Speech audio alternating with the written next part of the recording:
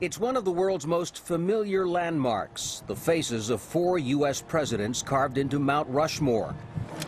Few of the tourists who flock to the Black Hills of South Dakota are aware of this place's past. The 1868 treaty. But Ed Charging Elk, a member of the Lakota Sioux Indian Nation, knows it well.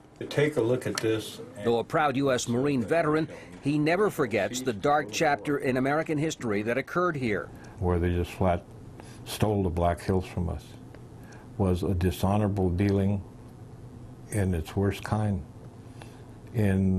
throughout the world. That's probably the worst they've ever done to any ethnic group throughout the world.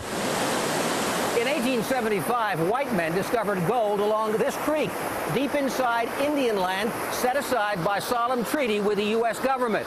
What followed was a gold rush, after which the government simply broke the treaty. And the Indians have been trying to recover this land ever since. The Black Hills are more than just real estate to the Sioux. They have these spiritual connections. This is the center of their spiritual world. Black Hills is sacred because of the creation story. The creation story developed here in Black Hills. And this is where our ancestors came. This is where they found that spiritual connection. This is a very powerful place. 3 decades ago, the U.S. courts recognized the Sioux claim to the Black Hills and awarded the tribes compensation, what now totals almost $1 billion. But the Indians have refused to take the money. We want to hold steadfast to what our ancestors died for, and we need to continue that message to the federal government. You know, the Black Hills are not for sale. They never were and they never will be.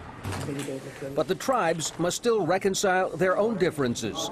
In the past, elected tribal councils have clashed with more traditional groups who've also claimed the right to represent the Sioux. But they all agree that the Black Hills must not be further despoiled.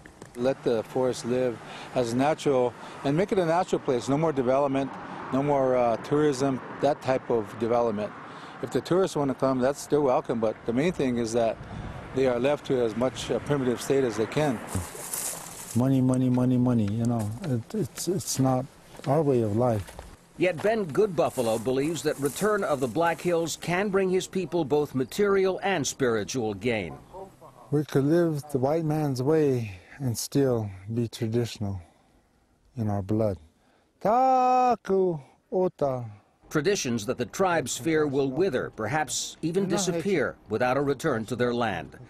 Tom Ackerman, Al Jazeera, in the Black Hills of South Dakota.